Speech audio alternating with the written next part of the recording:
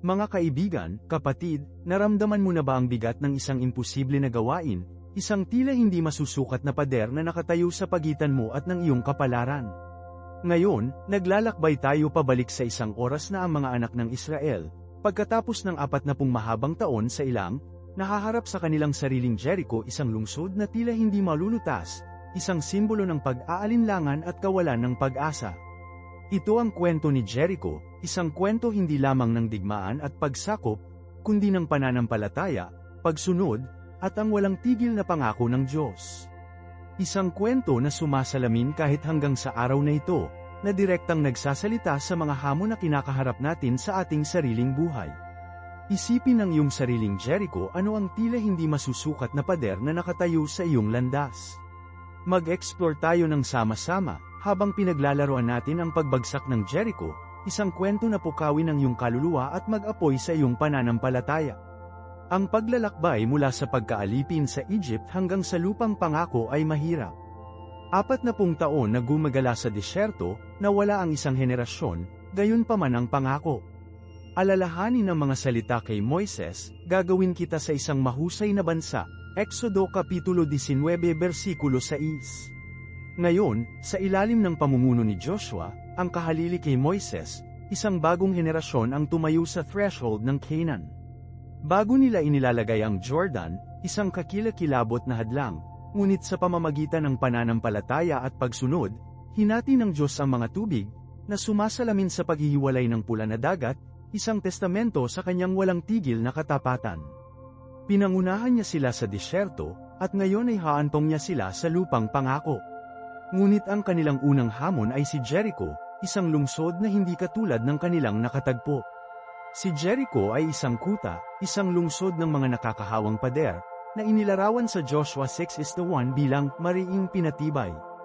Isipin ang mga nakagaganyak na ramparts, ang hindi malulutas na mga panlaban, isang kaibahan sa nomadic na buhay na kanilang kilala. Kinakatawan nito ang higit pa sa isang pisikal na hadlang. Sumisimbolo ito ng tila hindi masusukat na mga hadlang na madalas na hamarang sa ating landas upang matupad ang layunin ng Diyos sa ating buhay. Ito ay isang simbolo ng pag-aalinlangan, takot, at ang kawalan ng katiyakan na maaaring hawakan ang ating mga puso kapag nahaharap sa labis na mga hamon. Gayunpaman, sa harap ng tila imposible na gawain na ito, nagbigay ang Diyos ng isang plano na haamon ang kanilang pag-unawa at subukan ang kalaliman ng kanilang pananampalataya.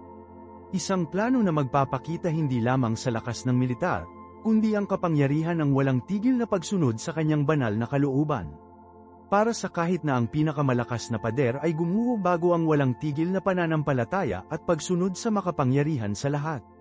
Hindi ito isang labanan na manalo sa pamamagitan ng maginoo na pakikidigma, ngunit sa pamamagitan ng isang natatanging diskarte na naorkestra ng Diyos mismo.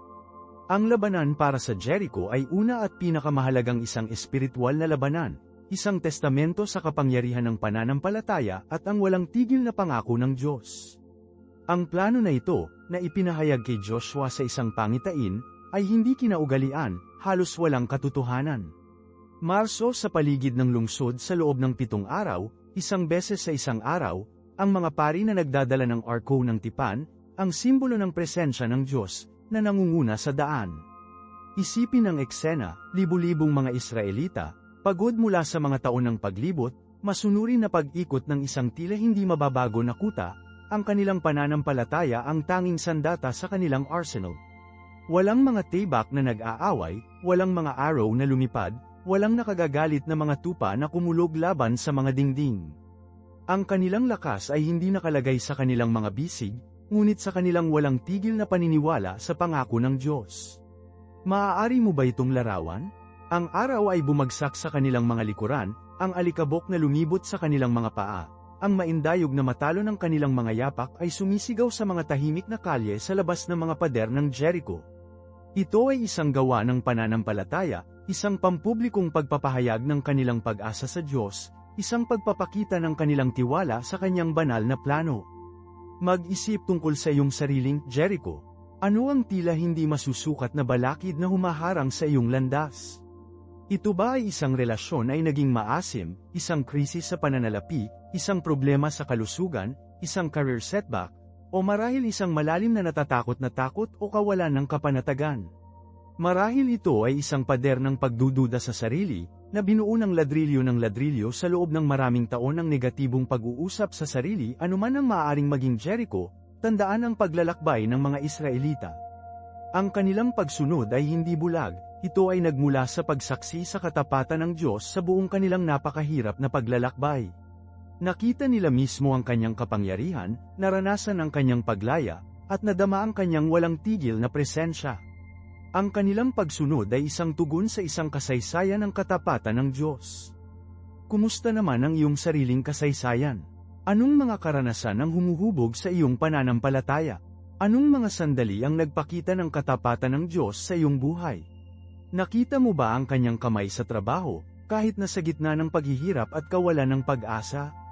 Pag nilayan ang mga sandaling iyon, payagan silang palakasin ang iyong pananampalataya, upang mabuo ang iyong tiwala sa kanyang kapangyarihan upang malampasan ang anumang balakid. Ang marcha ng mga Israelita sa paligid ng Jericho ay hindi lamang ritual, ito ay isang gawa ng pananampalataya na itinayo sa isang pundasyon ng mga nakaraang karanasan. Ang kanilang pagsunod ay isang testamento sa kanilang tiwala sa kakayahan ng Diyos na may hatid. Sa ika-7 araw, pagkatapos ng 6 na araw na tahimik na nagmamarcha, dumating ang ibang tagubilin. 7 beses na pinalibot nila ang lungsod, at pagkatapos, sa utos ng Diyos, sumigaw sila. Isang makapangyarihang sigaw, isang pinag-isang sigaw ng pananampalataya, na sumasalamin sa kanilang tiwala at pagsunod. Ito ay isang paglabas ng lahat ng kanilang pent-up na pagkabigo, takot, at pag-aalinlangan, pinalitan ng isang malakas na pagsulong ng pananampalataya at tiwala sa pangako ng Diyos. Isipin ang tunog na iyon, isang koro ng libu-libong mga tinig, ang kanilang kolektibong pananampalataya na nanginginig ang mismong mga pundasyon ng mga pader ng Jericho. Hindi lamang itutunog, ito ay isang espiritual na sandata, isang puwersa na nagpakawala sa kapangyarihan ng Diyos. At ang mga pader, mga simbolo ng kanilang pag-aalinlangan at kawalan ng pag-asa, gumuho. Hindi ito isang tagumpay na nakamit sa pamamagitan ng lakas ng tao o diskarte sa militar. Ito ay isang banal na interbensyon, isang testamento sa kapangyarihan ng walang tigil na pananampalataya at pagsunod. Ang pagbagsak ng Jericho ay nagsisilbing isang malalim na paalala na kahit na ang pinakakakilakilabot na mga hadlang ay maaaring pagtagumpayan sa pamamagitan ng tiwala sa plano ng Diyos. Ito ay isang paalala na kung minsan, ang pinaka-epektibong sandata ay hindi isang taybak, ngunit walang tigil na pananampalataya. Kaya, ano ang iyong Jericho? Ano ang iyong tila hindi maiiwasang pader? Anong mga hakbang ang maaari mong gawin, na sumasalamin sa paglalakbay ng mga Israelita, upang malampasan ito sa pamamagitan ng pananampalataya at pagsunod? Tandaan, ang plano ng Diyos ay maaaring hindi palaging ang inaasahan natin, ngunit ang kanyang kapangyarihan ay palaging sapat. Mayroon siyang plano para sa iyong buhay, isang pangako na naghihintay na matupad. Ang paglalakbay ay maaaring mahirap, ngunit ang gantimpala ay hindi mababago. Ang paglalakbay ay nagsisimula sa pananampalataya, nagpapatuloy sa pagsunod, at nagtatapos sa tagumpay. Mas malalim tayo sa konseptong ito ng iyong Jericho. Hindi lamang ito tungkol sa isang literal na pader, ito ay isang talinghaga para sa anumang makabuluhang balakid sa iyong buhay. Marahil ito ay isang malulutong na takot, isang patuloy na pagkagumon, isang sirang relasyon, isang talampas sa karera, o kahit na isang malalim na pag-upo na kawalan ng kapanatagan. Ano man ito ay isang bagay na nakakaramdam ng hindi masusukat, isang bagay na nagpapanatili sa iyo na nakulong, na pumipigil sa iyo na sumulong at makaranas ng kapunuan ng plano ng Diyos para sa iyong buhay. Isipin mo ito, ano ang pader na yun para sa iyo? Ilarawan ito, huwag lamang lagyan ng label ito, ulayan ng isang matingkad na larawan. Anong kulay ito? Gaano kataas ito? Anong mga materyales ang ginawa nito? Ito ba ay makinis at hindi maiiwasan, o mayroon ba itong mga bitak, kahinaan, mga lugar kung saan maaari kang makahanap ng isang foothold? Ang ehersisyo na ito ay hindi lamang tungkol sa pagkilala sa problema, ito ay tungkol sa pagharap nito, pag-unawa sa kalikasan nito, at kinikilala ang kapangyarihan nito sa iyo. Pagkatapos lamang maaari mong simulan ang pag-dismantle ito. Ang mga Israelita ay hindi lamang magically pagtagumpayan si Jericho. Ang kanilang paglalakbay ay isang proseso, isang testamento sa tiyaga at walang tigil na pananampalataya. Nagmarcha sila sa paligid ng lungsod na iyon sa loob ng 6 na araw, isang tila walang saysay na ehersisyo. Isipin ang pag-aalinlangan na dapat magkaroon ng pag-agaw. Ang mga bulong ng panghinaan ng loob, ang tukso na sumuko, ang nakakaramdam na pakiramdam na nasasayang nila ang kanilang oras. Ngunit nagtitiyaga sila. Ang kanilang pagsunod ay hindi ipinanganak mula sa kakulangan ng pagtatanong, ipinanganak ito mula sa isang malalim na pag-upo sa plano ng Diyos, isang tiwala na pinangangalagaan ng mga nakaraang karanasan ng kanyang katapatan. Ang iyong paglalakbay upang malampasan ang iyong sariling Jericho ay malamang na magkatulad. Magkakaroon ng mga araw ng tila walang bunga na pagsisikap, mga sandali ng pag-aalinlangan at kawalan ng pag-asa. Mayroong mga oras na pinag-uusapan mo ang plano ng Diyos, kapag nagtataka ka kung nagkakahalaga ba ito ng pakikibaka. Ngunit tandaan ang mga Israelita, alalahanin ang kanilang tiyaga, alalahanin ang kapangyarihan ng pare-pareho, walang tigil na pananampalataya, kahit na sa harap ng tila hindi masusukat na mga logro. Mag-isip tungkol sa maliit na tagumpay sa daan. Ang mga tila hindi gaanong mahalagang hakbang ng pagsunod, mga sandaling iyon kapag pinili mo ang pananampalataya sa takot, ang mga pagkakataong iyon kung saan pinagkakatiwalaan mo ang plano ng Diyos sa kabila ng kawalan ng katiyakan. Ito ang mga blok ng gusali ng iyong pananampalataya, ang mga brick na gagamitin mo upang mabuo ang iyong sariling kuta laban sa pag-aalinlangan at kawalan ng pag-asa. Ipagdiwang ang mga maliliit na tagumpay. Kilalanin ang kamay ng Diyos sa iyong buhay, maging sa maliliit na bagay. Dahil sa mga maliliit na tagumpay na ito ay pinalakas ang iyong pananampalataya, lumalaki ang iyong kumpiyansa, at ang iyong kakayahang pagtagumpayan ang iyong Jericho ay pinahusay. At tandaan ang sigaw, sa ika-7 araw, hindi lamang sila nagmarcha, sigaw nila. Hindi ito isang pasibo na kilos, ito ay isang aktibong pagpapahayag ng pananampalataya, isang malakas na pagpapahayag ng kanilang tiwala sa pangako ng Diyos.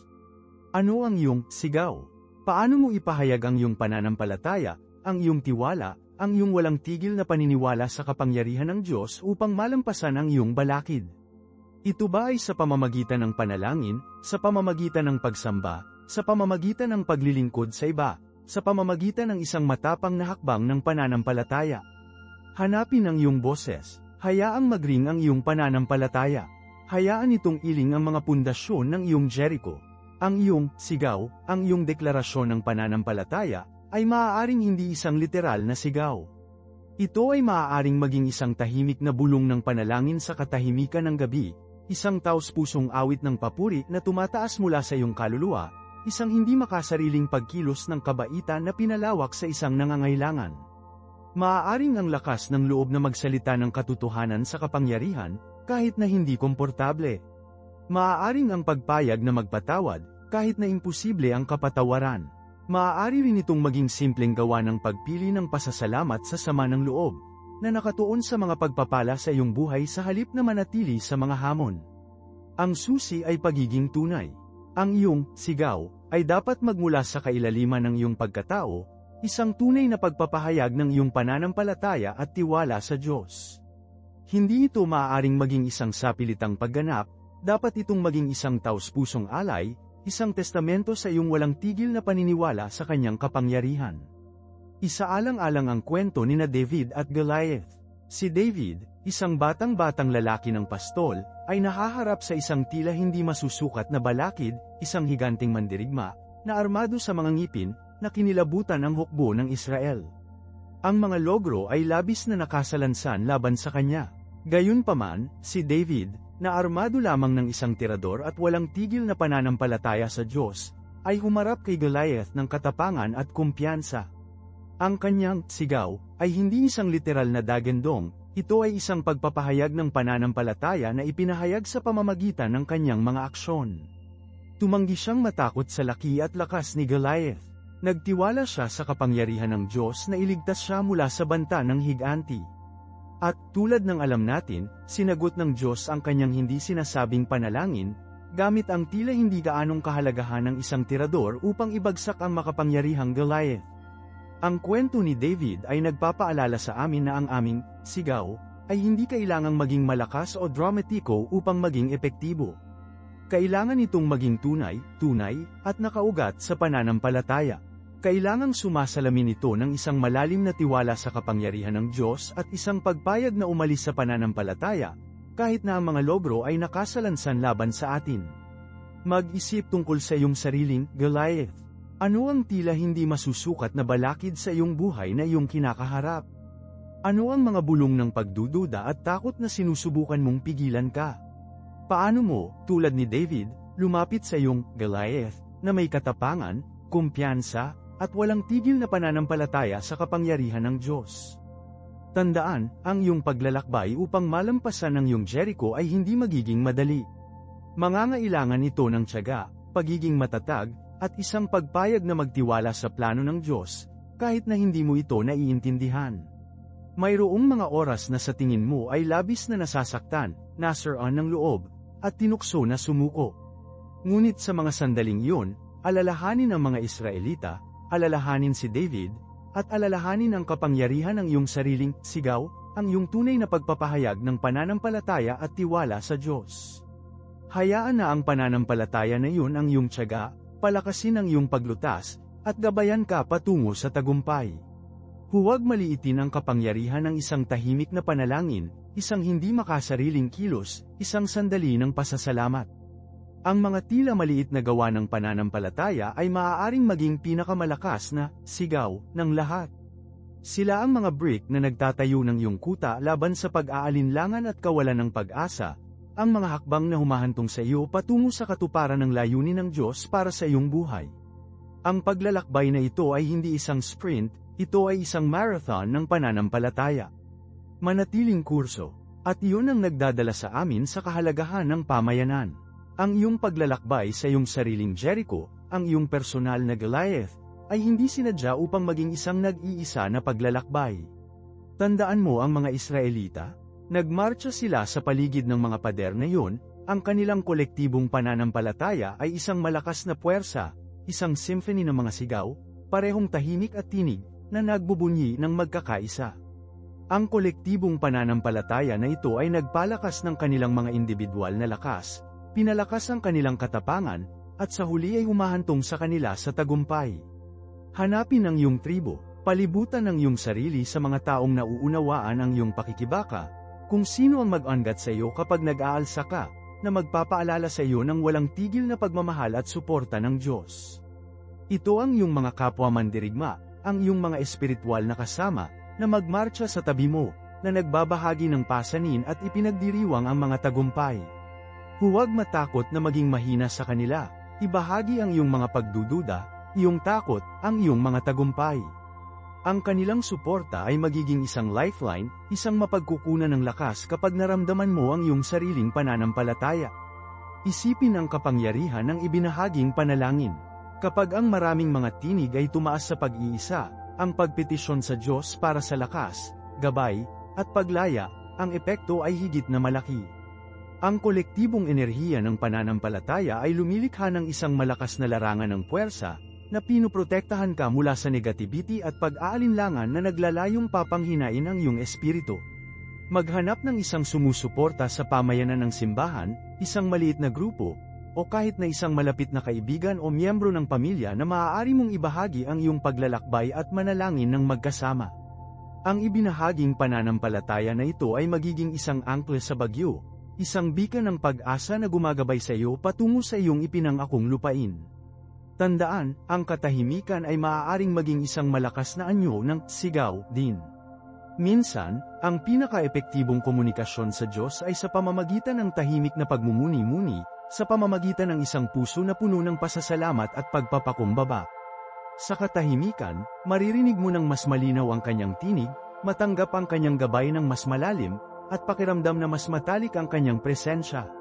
Huwag maliitin ang kapangyarihan ng tahimik na pagmuni-muni, ng paggugol ng oras sa kalikasan, o sa simpleng naroroon sa sandaling ito, pinapayagan ang kapayapaan ng Diyos na hugasan ka.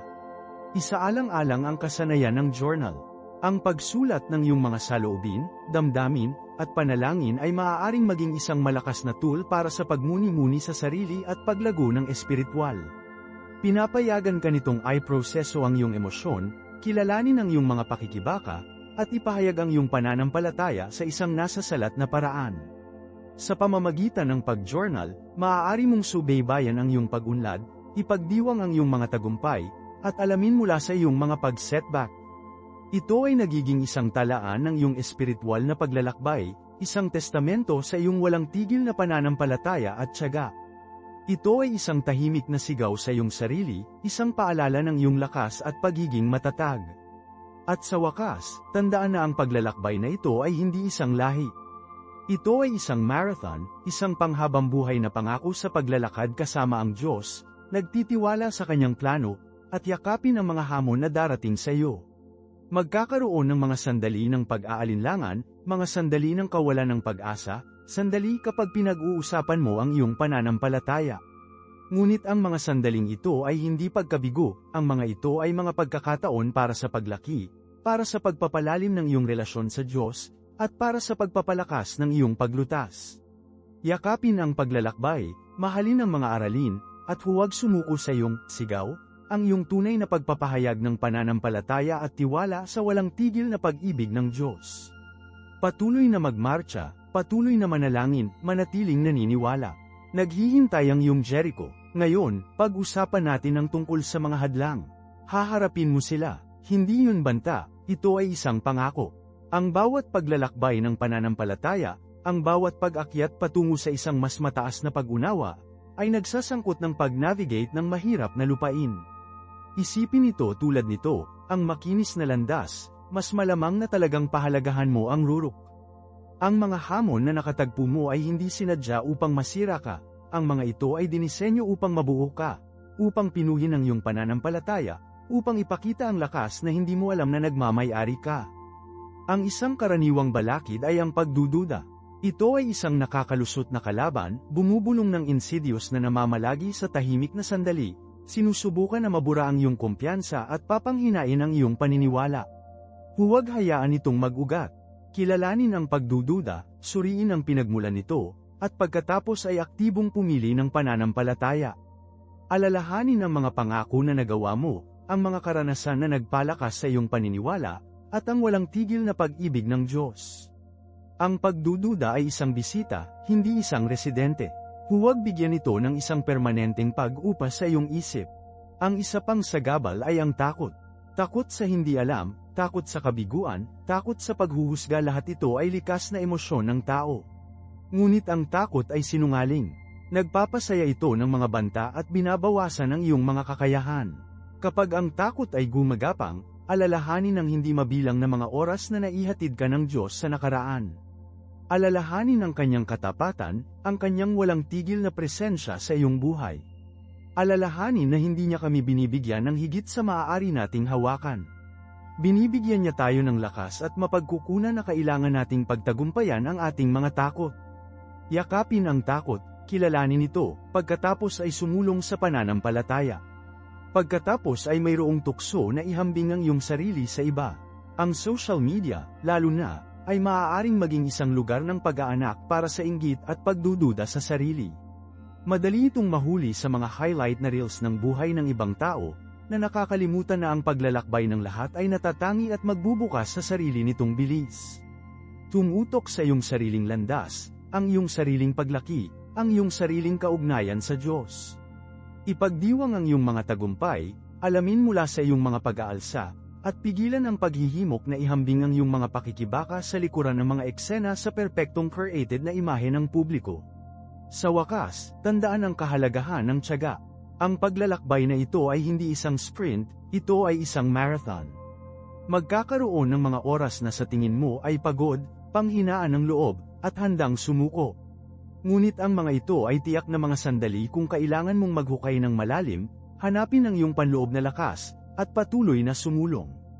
Alalahanin kung bakit mo sinimulan ang paglalakbay na ito, kung ano ang nag-uudyok sa iyo, at ang mga pangako na ginawa mo sa iyong sarili at sa Diyos. Ang tiyaga ay isang testamento sa iyong pananampalataya, isang pagpapakita ng iyong walang tigil na pangako sa iyong espiritual na paglaki. Huwag sumuko, magpatuloy. Patuloy na sumigaw ng iyong pananampalataya, kahit na mahina ang iyong boses. Panatilihing maayos ang iyong mga mata sa premyo, sa ipinangakong lupain na naghihintay sa iyo. Ang paglalakbay ay maaaring maging mahirap, ngunit ang patutunguhan ay sulit. At tandaan, narito ako para sa iyo sa bawat hakbang ng paraan. Pag-usapan natin ang tungkol sa pamayanan. Napakadaling ihiwalay ang ating sarili, lalo na kung nahaharap sa mga hamon. Nagtatayo kami ng mga pader sa paligid ng aming mga puso, naniniwala na ang kahinaan ay kahinaan. Ngunit ang totoong lakas ay may kaugnayan sa pagbabahagi ng ating mga pasanin at pagdiriwang ng ating mga tagumpay sa iba na nauunawaan ang ating paglalakbay. Hanapin ang iyong tribo, ang iyong espiritual na pamilya. Ito ang mga tao na mag-angat sa iyo kapag nahulog ka, na mag-aalok ng isang tainga ng pakikinig kapag nasasaktan ka, at kung sino ang ipagdiriwang ang iyong mga tagumpay na may tunay na kagalakan. Huwag maliitin ang kapangyarihan ng mga nakabahaging karanasan, ng suporta sa isa't isa, at ng kolektibong lakas ng pananampalataya. Pag-isipan ng unang simbahan, kung paano nila suportado ang bawat isa, ibinabahagi ang kanilang mga mapagkukunan at kanilang buhay. Hindi sila perpekto, nahaharap sila sa pag-uusig, kahirapan, at pag-aalinlangan, tulad ng ginagawa natin. Ngunit ang kanilang walang tigil na pangako sa bawat isa, ang kanilang ibinahaging pananampalataya, ay nagbigay sa kanila ng lakas upang magtiyaga. Natagpuan nila ang pag-aliw sa pamayanan, isang mapagkukunan ng lakas na tumulong sa kanila na mag-navigate sa mga bagyo sa buhay. Kailangan namin ang parehong uri ng suporta ngayon. Ang paghahanap ng iyong pamayanan ay maaaring kasangkot sa pagsali sa isang maliit na grupo sa iyong simbahan, na kumukonekta sa iba sa online na nagbabahagi ng iyong mga paniniwala, o kahit na bumubuo ng isang grupo ng suporta sa mga kaibigan o pamilya na nauunawaan ang iyong espiritual na paglalakbay. Huwag matakot na maabot, ibahagi ang iyong mga pakikibaka, upang humingi ng tulong. Ito ay isang tanda ng lakas, hindi kahinaan, upang kilalanin ang iyong pangangailangan para sa suporta. Tandaan, hindi namin sinadya na maglakad sa landas na ito. Dinisenyo kami ng Diyos para sa koneksyon, para sa pamayanan, para sa kapwa paghihikayat at suporta na nagmula sa ibinahaging pananampalataya. At sa loob ng pamayanan na iyon, alalahanin ang kahalagahan ng kapatawaran. Ang pagpapatawad sa iba, at pagpapatawad sa iyong sarili, ay mahalaga sa iyong espiritual na paglaki. Ang paghawak sa sama ng loob at galit ay timbangin ka lamang, lason ng iyong espiritu at hadlangan ng iyong pag-unlad. Ang kapatawaran ay hindi nangangahulugang nakakondisyon ng mga nakakapinsalang kilos, nangangahulugan ito na ilabas ang pasanin ng kapitan at pagpili na sumulong sa kapayapaan. Ito ay isang malakas na gawa ng pananampalataya, isang testamento sa iyong pangako sa pagpapagaling at paglaki. Ito ay isang regalo na ibinibigay mo sa iyong sarili tulad ng sa iba. Tandaan, pinatawad ka ng Diyos, palawakin ang parehong biyaya sa iba. Sa wakas, sa loob ng pamayanan na ito, tandaan ang kapangyarihan ng serbisyo. Ang paglilingkod sa iba ay isang makapangyarihang paraan upang mapalalim ang iyong pananampalataya, upang lumakad sa labas ng iyong sarili, at maranasan ang nagbabago na kapangyarihan ng pag-ibig sa pagkilos.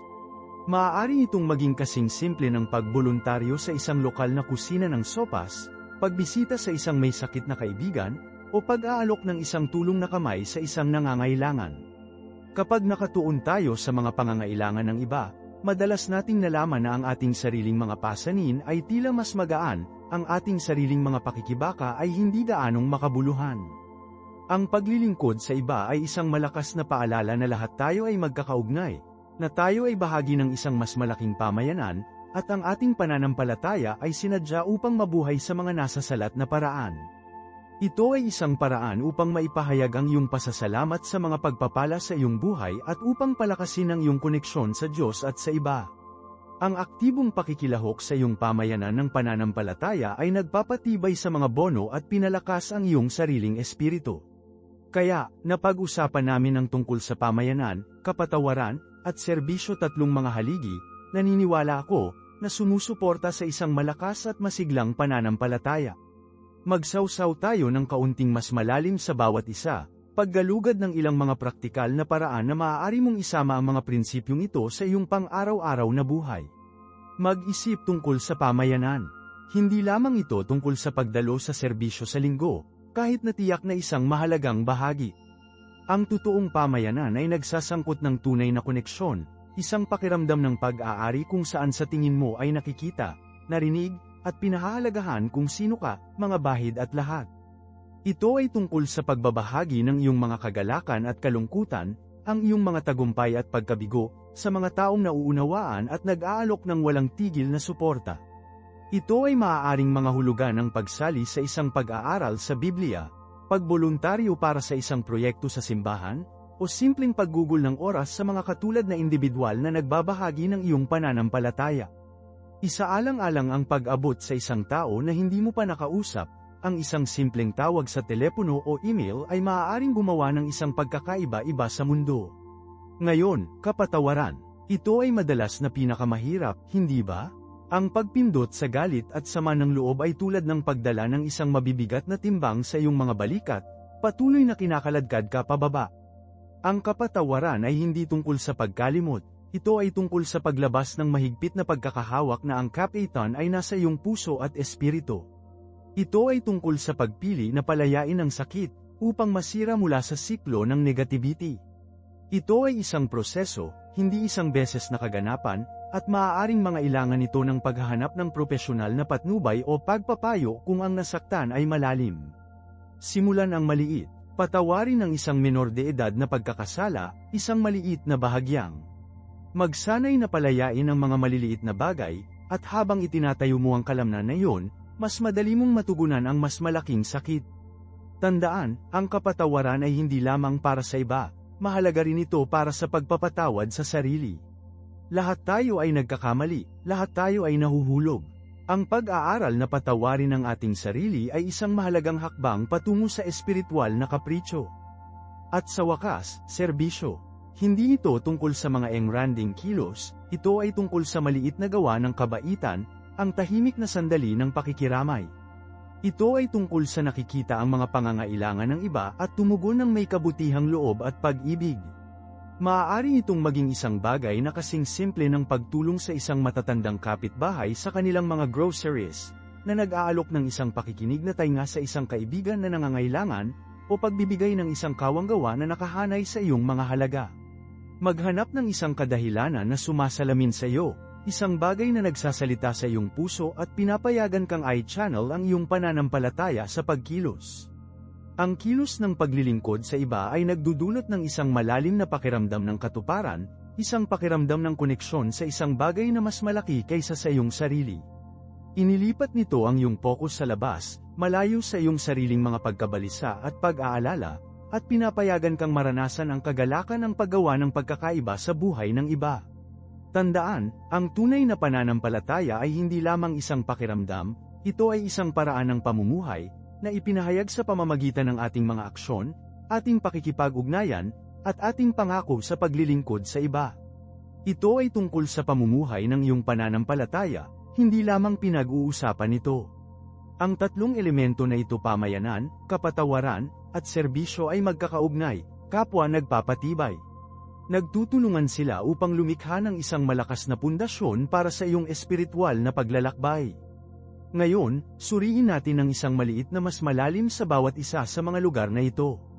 Napag-usapan namin ang tungkol sa pamayanan, at nais kong isipin mo ang tungkol sa mga tiyak na pamayanan na ikaw ay bahagi ng.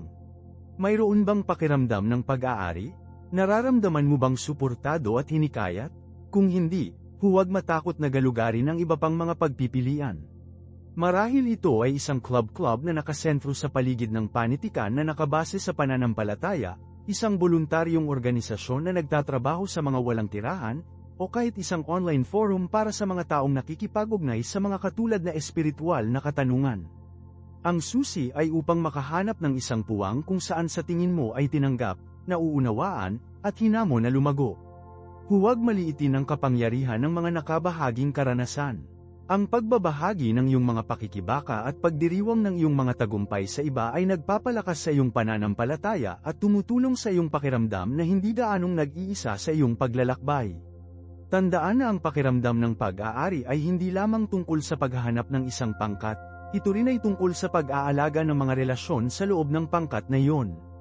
Mamuhuna ng oras upang makilala ang mga tao sa paligid mo, nakikinig sa kanilang mga kwento, at nag-aalok ng iyong suporta bilang kapalit.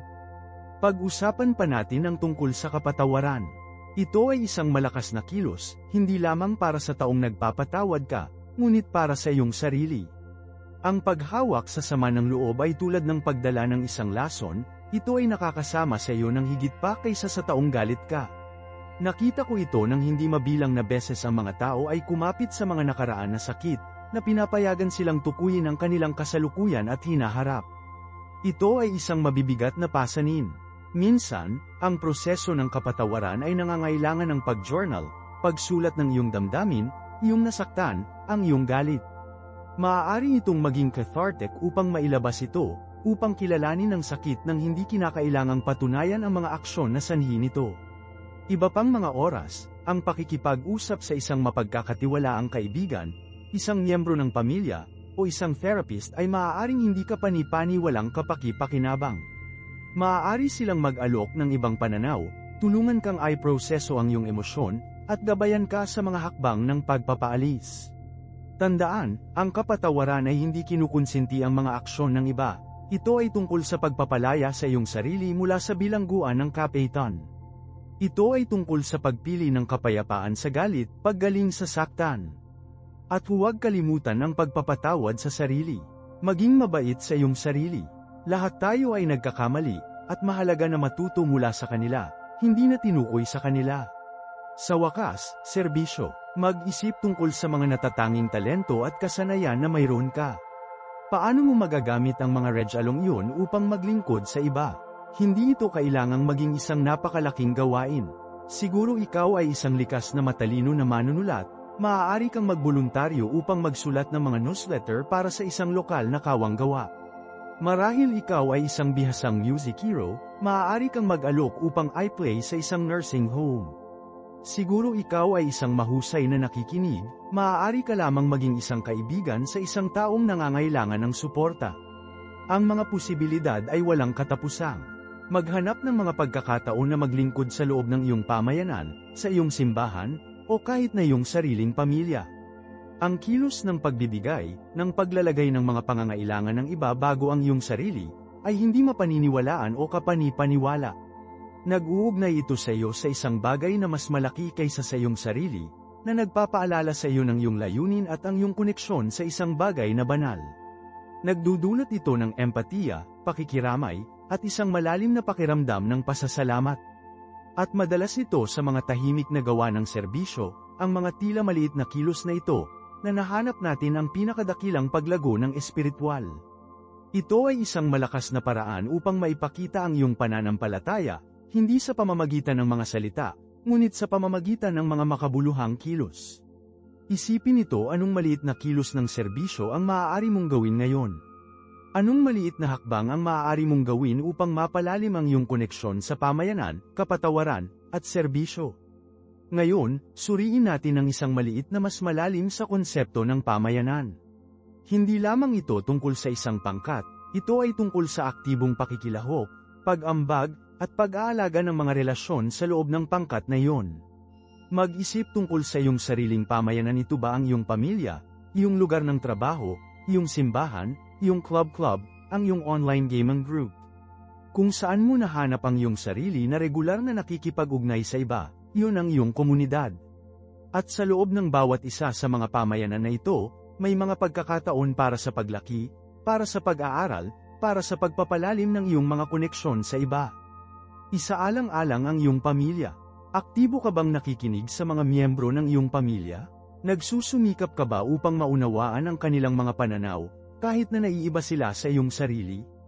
Ang mga relasyon sa pamilya ay maaaring maging komplikado, na puno ng parehong kagalakan at salungatan. Ngunit sa pamamagitan ng pag-navigate sa mga komplikadong ito, sa pamamagitan ng aktibong pagsali sa komunikasyon at pakikiramay, na tunay na lumalaki tayo. Minsan, nangangahulugan ito ng pagkakaroon ng mahirap na pag-uusap, pagpapahayag ng iyong mga pangangailangan, at pagtatakda ng malusog na mga hangganan. Iba pang mga oras, nangangahulugan lamang ito ng pagpapakita, naroroon, at nag-aalok ng iyong walang kondisyon na pag-ibig at suporta. At ano ang tungkol sa iyong lugar ng trabaho? Mag-isip tungkol sa mga relasyon na mayroon ka sa iyong mga kasamahan.